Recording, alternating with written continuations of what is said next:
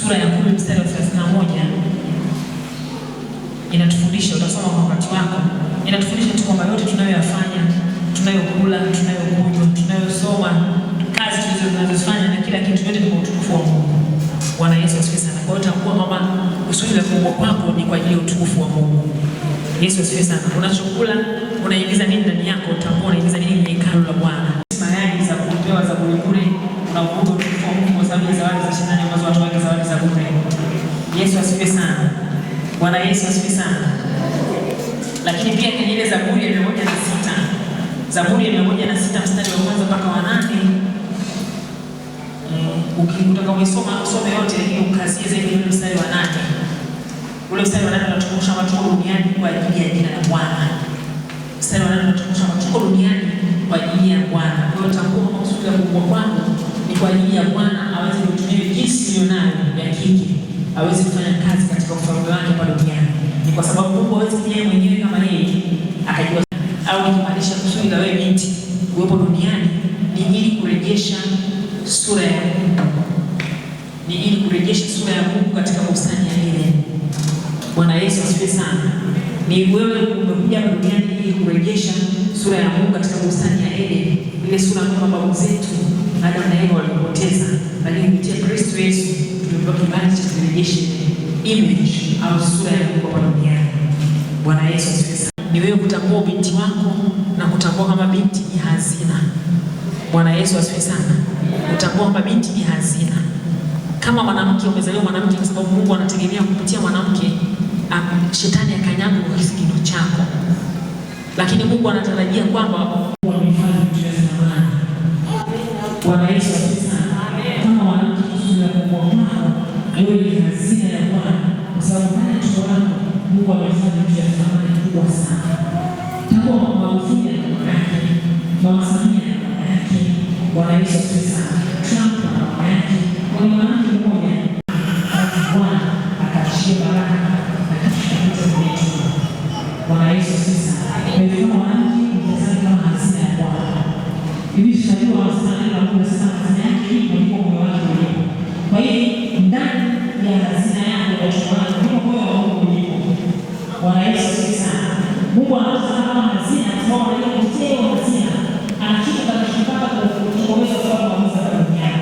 Kwa hiyo usijidharau wala usijiachie kipumbavu. Yesu asifiwe sana. Kama msana sasa utuze sasa nimeweza kuhifadhi hazina mbele lakini thamani iliyopo imecheza ile hazina ndio Bwana anashia na Bwana. Yesu asifiwe sana. Yesu asifiwe sana. Bwana Yesu asifiwe. Haleluya.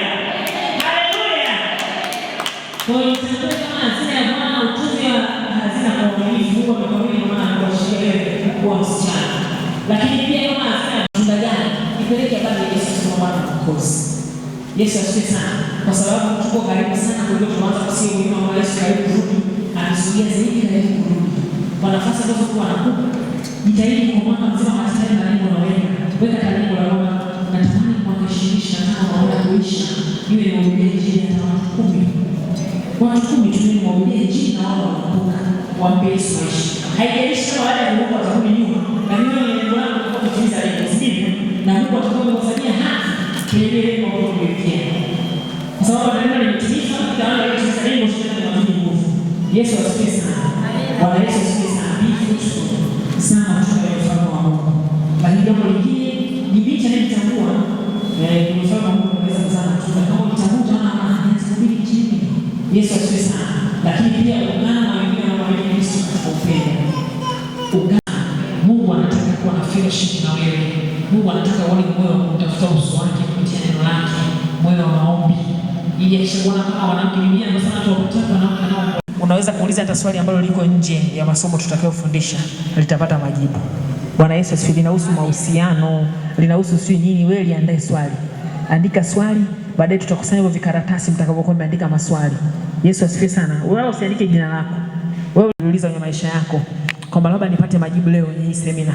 Andika lile swali, tutakunja vikaratasi, baadaye tutavikusanya, tutaanza kujibu maswali kupitia vile vikaratasi.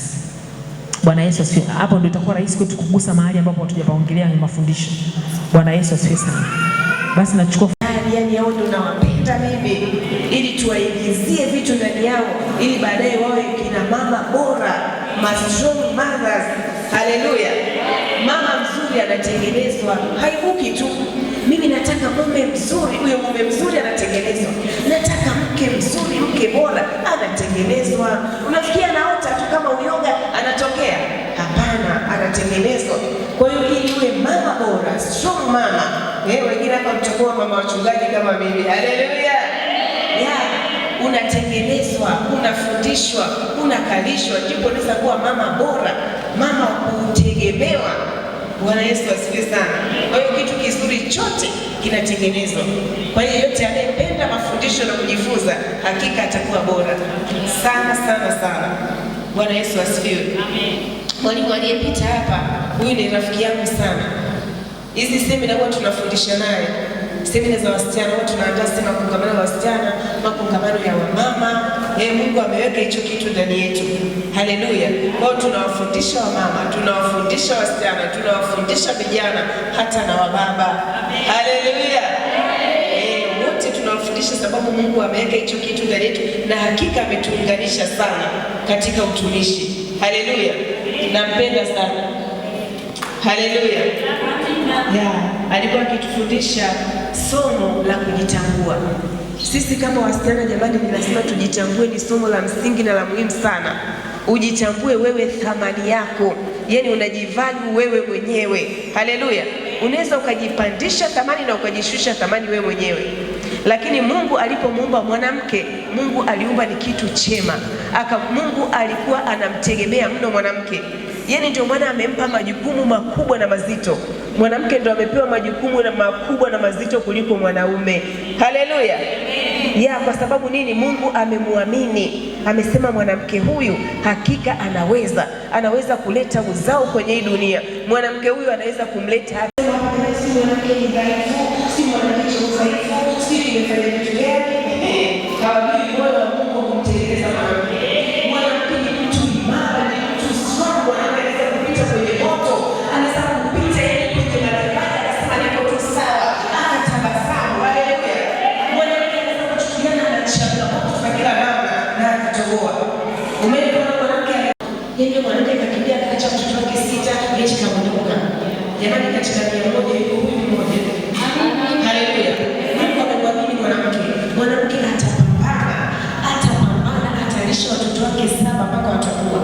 Hatakimbia, ataomba kwa jirani, atafagia barabara, atauza mboga mpaka watoto wake wakue. Nimeshaona wanawake wengi kwa mtumishi Mungu alipokuwa anaongea. Yaani ni vitu ambavyo kweli ndivyo vilivyo, vina matokeo. Amina. Usiongee tu na marafiki zako ambao mnadanganyana hivyo. Tafuta watumishi wa Mungu. Bwana Yesu asifiwe. Utafuta watumishi wa Mungu, alafu siku wazigandi. Siku sio nyingi, utakuja kushuhudia na wewe. Utawaambia wengine kwamba jamani, kweli hivi vitu vinafanya kazi.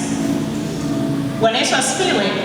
Mahusiano yetu na Mungu, tuliangalie hilo. Na watumishi wa Mungu wamesema kwenye tumbo la mama yako ilikuwa ni just njia tu jamani. Bwana Yesu asifiwe.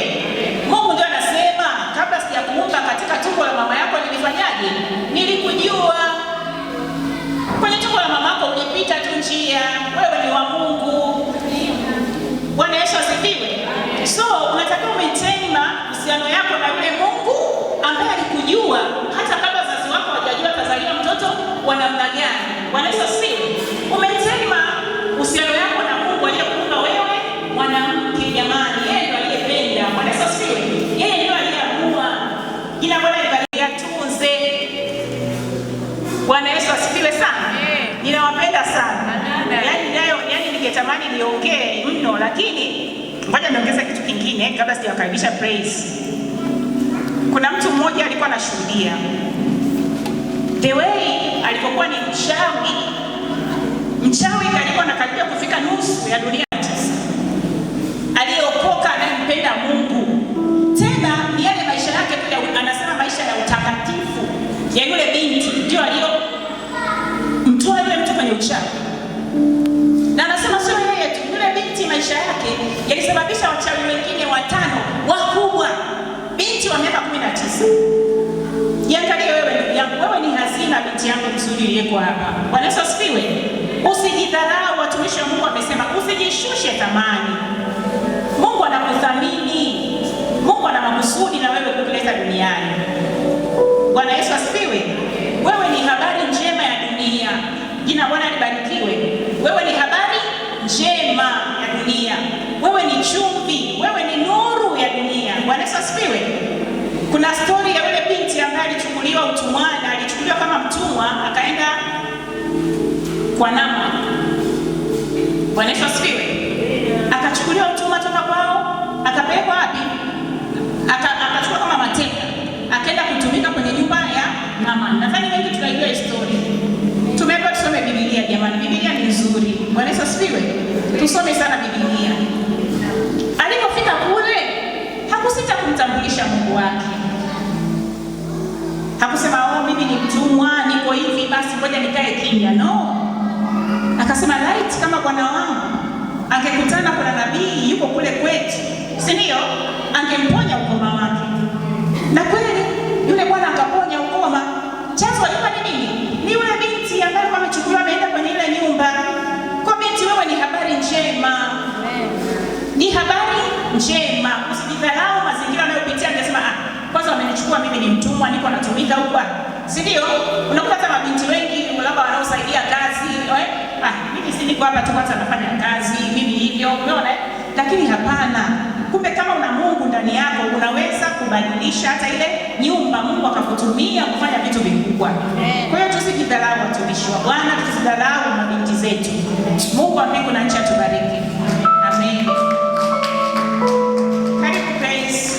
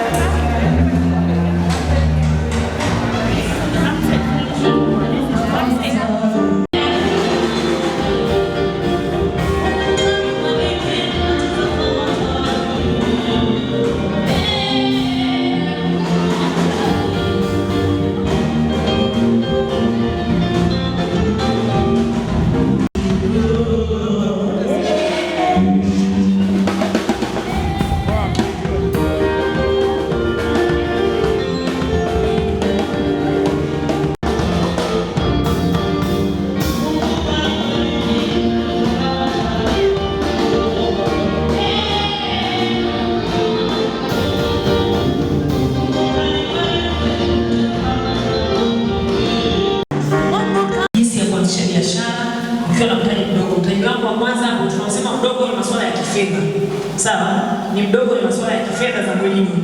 Lakini katika roho tunatazama yule mwanamke mjane. Alisema chupa ya mafuta tu, lakini alipewa uwezo wa kujaza na mapipa na matanki ya simu tanki, labda ningekuwa mimi ningekuwa kukopa na simu tanki. Jamani nikopesheni na simu tanki ndio nimeshaangalia nishoza mafuta. Bwana Yesu asifiwe sana. Kwa unapojiangalia tunaposema mtaji mdogo, tunaziangalia fedha za mwilini. Lakini kumbuka kama unatembea kama mtoa zaka kamili, wewe tunaona mdogo leo, kesho tutakushangaa na tutakuonyesha na Mungu. Bwana Yesu asifiwe sana. Bwana Yesu asifiwe sana. Jinsi ya kuanzisha biashara ukiwa na mtaji mdogo. Watu wengi wamekuwa wakitamani kuanza biashara, lakini wanafikiri kwamba namna ya kuanza biashara itakuwa ni ngumu kwao kwa sababu mtaji wao ni mdogo sana. Lakini leo nataka nitie moyo kwamba usiogope. Yesu asifiwe sana. Naongea na mwanamke mmoja mahali hapa na kijana mmoja mahali hapa, usiogope. Kuwa na mtaji mdogo au kutokuwa nao kabisa sio mwisho wangu wa kutimiza malengo yako. Bwana Yesu asifiwe sana. Kuwa na mtaji kidogo au kutokuwa nao kabisa sio mwisho wangu wa kutimiza malengo yako. Unachopaswa kutambua ni kwamba usilie juu ya kile ambacho huna. Bwana Yesu asifiwe. Tumia vizuri kile ulicho nacho. Bwana Yesu asifiwe sana. Usilie juu ya kile ambacho huna. Tumia vizuri kile ulicho nacho, hata kama ni kidogo. Bwana Yesu asifiwe sana. Wakati mwingine natamani kuanzisha biashara lakini sina mtaji. Unaweza kukuta kwenye mfuko wake ni kama yule mwanamke anasema mimi nachupa mafuta tu. Kwenye mfuko labda ana shilingi 50,000. Natolea mfano 50,000. Bwana Yesu asifiwe. Ila kwa sababu alimuuliza mama fulani, hivi biashara ya samaki hiyo ilianzaje kwa shilingi ngapi? Akamwambia ni kwa 300,000. Kwa hiyo yeye anaanza kujipima kwa kiwango cha mama, lazima itimie 300,000 ndio nianze biashara. Bwana Yesu asifiwe sana. Kesha pewa na Mungu vyombo vya mafuta, chukua kwa majirani, fanya nini? Ila yeye amekazania mama Eda kwa sababu yeye anaanza na 300, lazima na mimi nianze na 300. Bwana Yesu asifiwe sana. Bwana Yesu asifiwe sana. Usilie juu ya kile ambacho hauna. Tumia vizuri kile ulicho nacho. Kwa hiyo kama una shilingi 5,000 ni mtaji huo. Tusonge mbele. Mtaji huo. Tusonge mbele. Bwana Yesu asifiwe sana. Ukisoma ile Mithali sura ya 16. Mithali 16:3. Mithali 16 mstari wa 3. Neno la Mungu linasema hivi, mkabidhi Bwana kazi zako na mawazo yako yatathibitika. Mkabidhi Bwana kazi zako na mawazo yako yatathibitika. Una shilingi 5,000, mkabidhi Bwana ile shilingi 5,000 pekee madhabahu ukajiombee. Ukishamwomba Bwana maana yake umeweka ile mtaji wako umeweka wakfu madhabahu ya Mungu aliye hai. Alafu rudi ukafanye kazi wewe za kuthibitisha na Bwana. Lakini kumbuka wewe unatoa zaka kamili. Yesu asifiwe sana. Zaka kamili. Yesu asifiwe sana. Kwa hiyo unapoenda kule kutoa kumwomba Mungu, huo mtaji mdogo huo ulionao, Mungu anaubariki na utasaza kupitia huo mtaji. Haba na haba ndio kujaza kibao. Ziko mbinu mbalimbali ambazo zinaweza kukuwezesha kufanya biashara hata kama utakuwa na mtaji mdogo.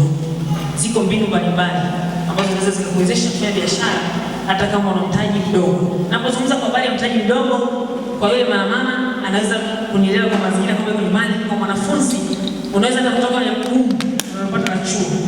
Unaweza kutoka kwenye pocket money na kwa mzazi wako. Unaweza ukafanya ukapata mtaji.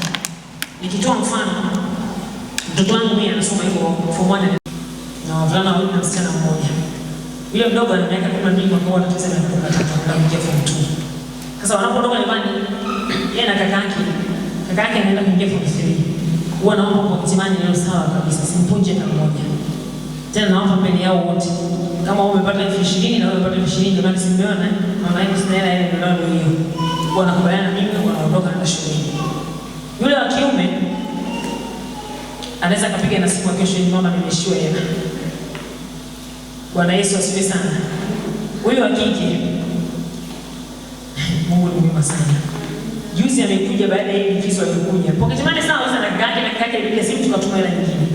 Yeye juzi amekuja nyumbani ameniletea zawadi ya kitenge mimi na baba yake.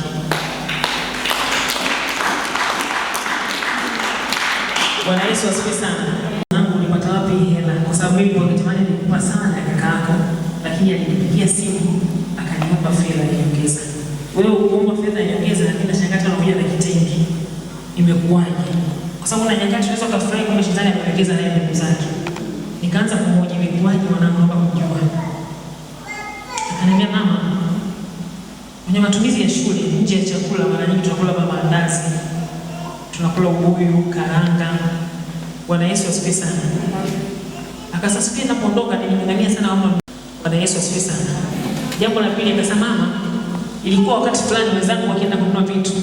Kwa sababu shuleni mama vitu tunatamanisha sana. Naomba sasa nyingine mnakunywa uji au kitu cha kunywa, mwenzako anatoka kwa kwenda kununua chapati anakuja nayo.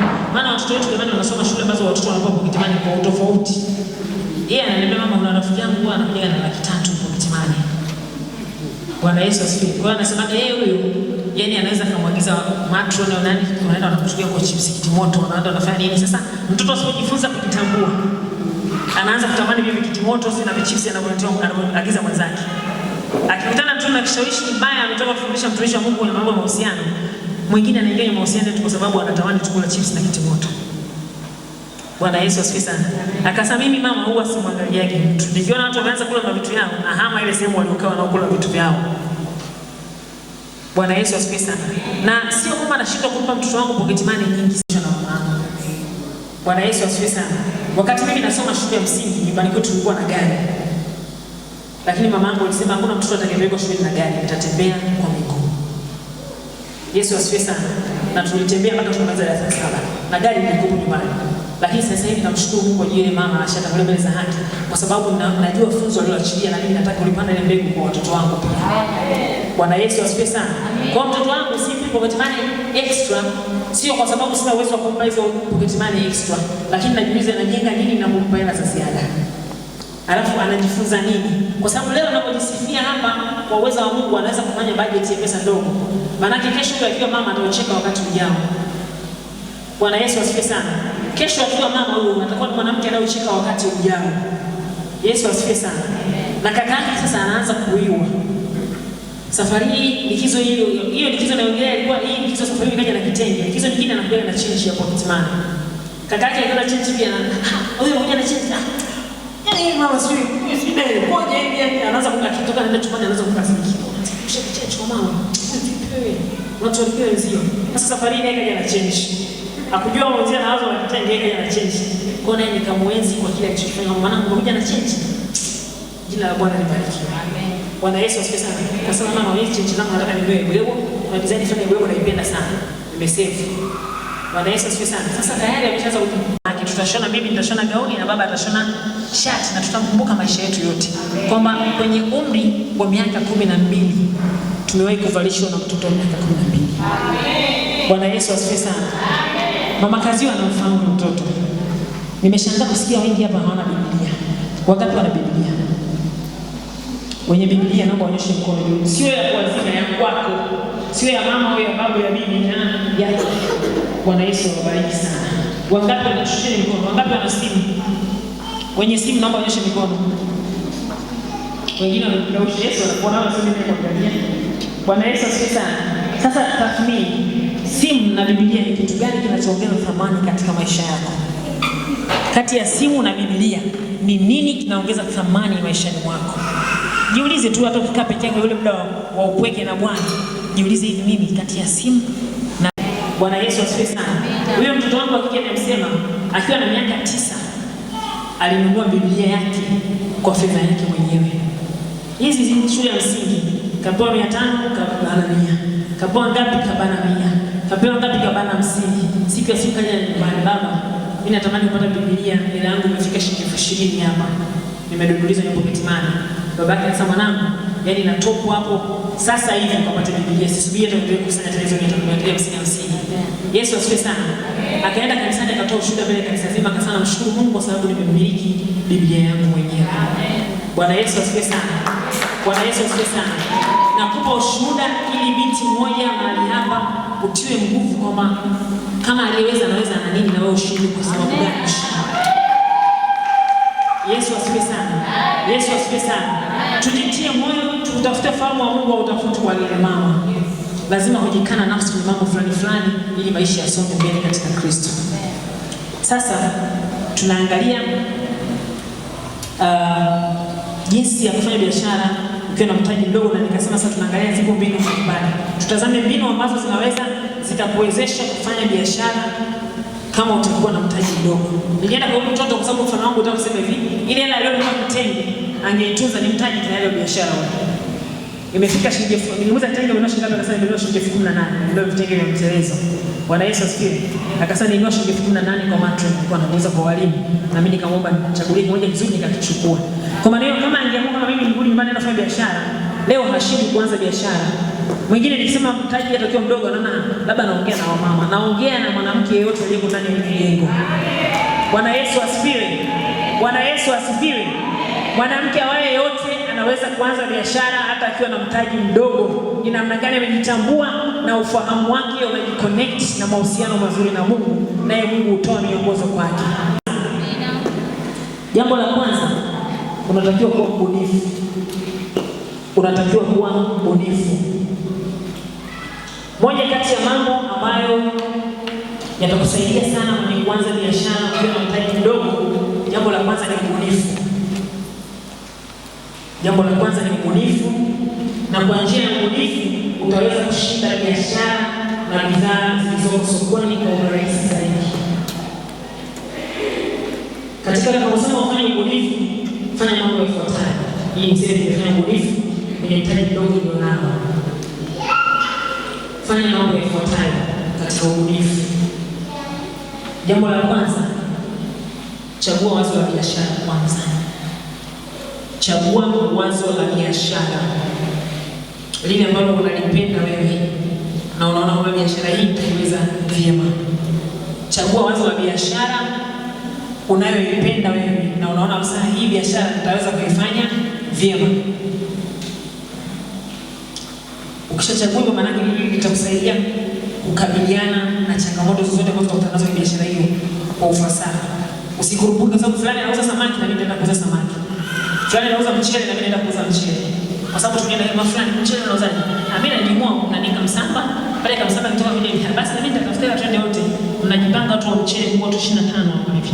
Wote mmesimama mnauza mchele. Wateja wakija wanaenda kwa fulani. Lakini kumbe mlikosa ubunifu.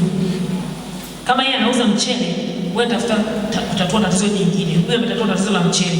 Sasa mimi ninapokuwa na ule mchele, watu wanakuja kununua mchele, inawezekana wanakuwa na tatizo lingine ambalo labda mafuta yanapatikana mbali ya kupikia ule mchele. Basi mimi nitakaa pembeni ya mama mchele ndio nauza tu mafuta ya kupikia. Huo ni ubunifu. Bwana Yesu asifiwe sana. Kwa mama akimtuma mtoto nyumbani sasa, ukifika pale, uende kwa Paskalina ukachukua mchele ndoo ya 3, ukachukua kwa sukari mafuta ya lita nusu lita, ukachukua na kwa eda au nani chumvi. Kwa maana tukiwa ubunifu tunataka tumekaa sehemu wote tunatatua matatizo ya chakula nyumbani kwa mtu, lakini kwa namna tofauti tofauti.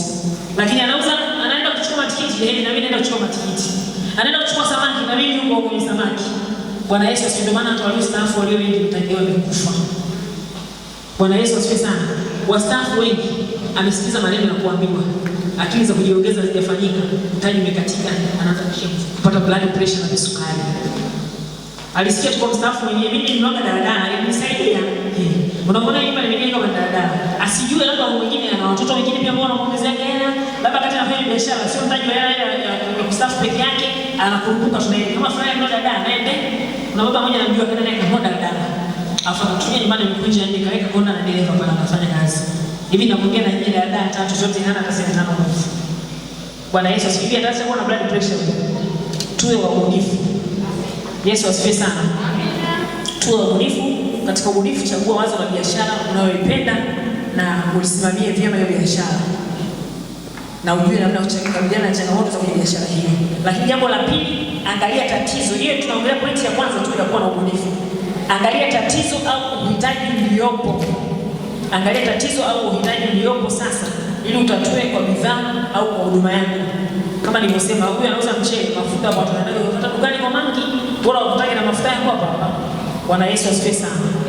Jambo la tatu, kwenye hiyo kuwa na ubunifu. Panga bei vizuri.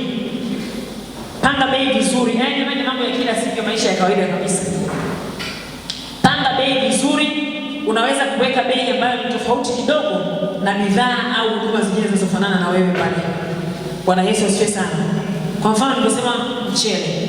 Inawezekana kama umesikuti mafuta hela haitoshi. Si kitu gani hela haitoshi. Hiyo umegundua mtaji ndio nao unatosha kuuza vitunguu. Lakini tayari kuna watu wengine wanauza vitunguu. Sasa tafuta ubunifu hapo kwamba hii vitunguu vyangu ni tofauti na vitunguu vya mtu mwingine ili niuze zaidi yake. Basi kama wewe unauza vitunguu, tunaenda kununua wote. Pale tunapojumua vitunguu, ukienda labda na shilingi 20,000 unapata debe la vitunguu. Tukija kuuza vitunguu vya debe la shilingi 20,000, tunakuja kupata faida ya labda shilingi 7,000. Bwana Yesu asifiwe sana. Ukishatoa nauli na kila kitu na nini, inabakia 7,000. Si ndio? Sasa kama inabakia 7,000 pale, maana yake sasa mimi nije nifanye hivi. Baada ya kuleta kupata 7,000 flat kama wenzangu wote, mimi natafuta ile napata hata kama shilingi 6,000. Bwana Yesu asifiwe sana. Kwa hiyo unapunguza bei ya vitunguu. Kama zio unauza fungu 500, unauza fungu 450 au 480. Natolea mfano tuseme nielewe vizuri. Ukishapunguza bei kidogo, utauza wewe vitunguu vitaisha kwanza, unaenda kununua wale ambao wana bei ya kawaida. Bwana Yesu asifiwe. Kwenye biashara yote, mtaji ukiwa unazunguka kwa mzunguko mkubwa, ni biashara ambayo unaweza kuzungusha hela kwa haraka zaidi kuliko biashara ambayo unakaa na mzigo umekomana bei, mzigo umekaa miezi 3, umekomaa wewe shushi bei. Hapo ndio mtaji na mtu arudishe hela. Lakini kwa sababu tunatafuta faida kubwa kuzidi faida ya kawaida. Ukitaka kupata faida ndogo, hapa na hapa ile faida ndogo na kuja kujaza kibaba. Wakati wazee wanaenda kununua mzigo mara moja kwa mwezi, wewe labda umeshaenda mara 4 kwa mwezi kuchukua mzigo. Kwa sababu ile kiwango kilichopunguza kidogo, unakuja kupiga hesabu jumla yake, unakuja kuli pale pale ambapo wao ndio walipo. Yaani unakuja kupiga hesabu ile mara 4 ulizoenda na wao walienda mara moja kwa mwezi. Inawezekana wewe una faida kubwa kuliko wao. Bwana Yesu asifiwe sana. Kwa lazima uwe mbunifu. Unapanga bei vizuri ili uweze kuuza kwa kitofauti kidogo na kwa kasi kubwa zaidi ya mauzo. Hayo yote unaweza kuyawezesha kukuza biashara yako pamoja na mtaji wako kwa muda mfupi zaidi. Ukifanya hicho ninachosema, unaweza kukuza biashara biashara yako na mtaji wako kwa muda mfupi zaidi. Jambo la pili, ili uweze kufanya biashara hata wakati una mtaji mdogo, anza na unachokijua. Anza na unachokijua. Usikurupuke kutokana na mambo unayoyasikia. Anza na kile ambacho unakijua. Kwa mfano, ulikuwa unapika chapati. Wewe ukaanza kusikia unasema jamani, mandazi ya ngano yanatoka maeneo fulani. Usikurupuke tu kama naomba mimi mandazi ya ngano. Nenda kwenye ile eneo kwanza kachunguze. Hao wanaotaka kula mandazi ya ngano kwa wingi ni watu gani? Inawezekana ni watu wachache tu kwenye eneo hilo ambao wana kisukari, hawataka kula ngano ya mengine ya kawaida. Fanya uchunguzi ujue, alafu uanze kufanya biashara kwamba okay, kumbe hapa kwa sababu mimi nitaita chapati vile vile. Unahitaji kuhusisha mambo mengi mageni. Unapokuwa na mtaji mdogo, unahitaji kuhusisha mambo mengi mageni. Au mambo mengi yanayotegemea sana watu wengine. Kwa kuwa hauna pesa ya gharamia. Unapokuwa na mtaji mdogo, anza kufanya kwanza vitu ambavyo unajua. Ulishasikia habari za kuuza pipi pale Kamwe, umezichunguza, umezifuatilia, umezijua, na sasa umepata mtaji wako, utauza pipi. Bwana Yesu asifiwe sana. Bwana Yesu asifiwe sana.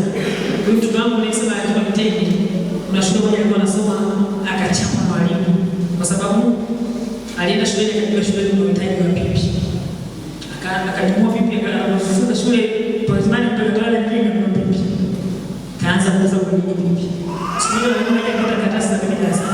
Mwalimu akasema pipi zimetoka, maana ilikuwa shule ya wewe. Wote wakamtaja hili. Mwalimu akasema nani kuhusu biashara? Akasema ipo katika madi yangu mwalimu, na ituzo kwa njia ya kuuza pipi sana. Sisi tunasema tutafanya biashara. Kwa hiyo anza na kitu ambacho unakijua ili uweze kufanya vitu kwa ufasaha kwenye biashara yako.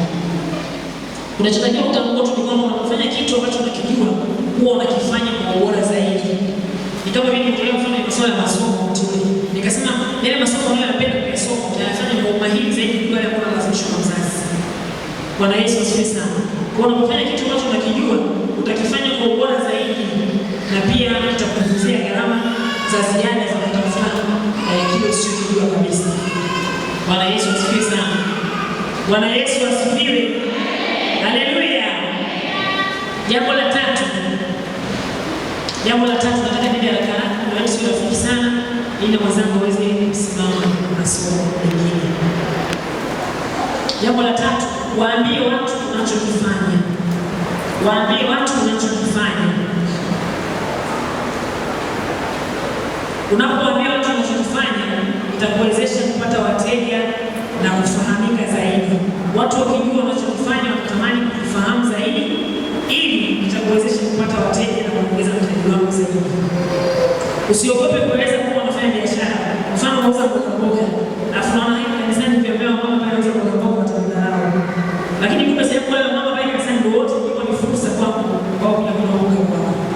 Bwana Yesu asifiwe sana.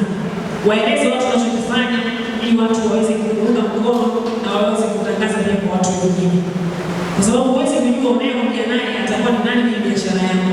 Kwa hiyo jifunze kuambia watu biashara unafanya, kwa sababu huyu unayeongea naye atakuwa ni nani au ni mteja wa baadaye ya biashara yako. Unaweza kusema tunauza mboga mboga, ukashangaa mwenyewe sana unauza mboga mboga. Mimi niko natafuta supply ya mboga mboga, nipata tena kupeleka mboga kwenye hoteli fulani. Basi uone nipa mboga mimi najua. Tayari umeongeza soko. Unaweza kuimarisha pepo ya hoteli, unaweza kuendelea kuuzia kwa mfuko. Bwana Yesu asifiwe sana. Bwana Yesu asifiwe sana. Kipindi nimeanza kazi kwa mara ya kwanza mwaka 1968. Nilipata kazi baada ya kumaliza form 6. Nilikuwa nyumbani nilipata kazi ya kama kujitolea fulani. Kwenye ile kampuni nilienda kupata kazi. Tulikuwa na dada mmoja aliyejua kwa ajili ya usafi. Bwana Yesu asifiwe sana.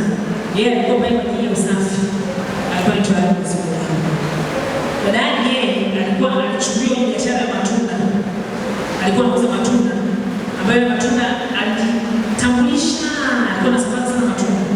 Akajitambulisha kiasi kwamba akafika mahali alikuwa anatenda wakati ule matunda store hotel. Alikuwa msapplier wa matunda wa Mount. Na kwa sababu ameshajitofautisha, alijua namna pia kuchukua matunda ambayo ni bora kutokana na standard ya soko na wapeleka.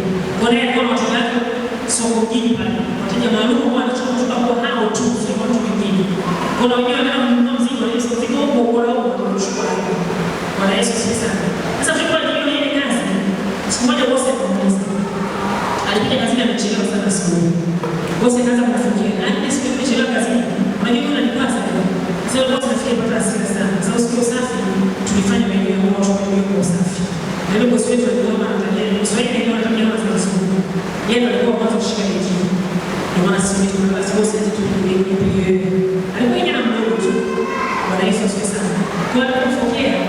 Yaani kwa sana msimamo. Tukumbuke usipigie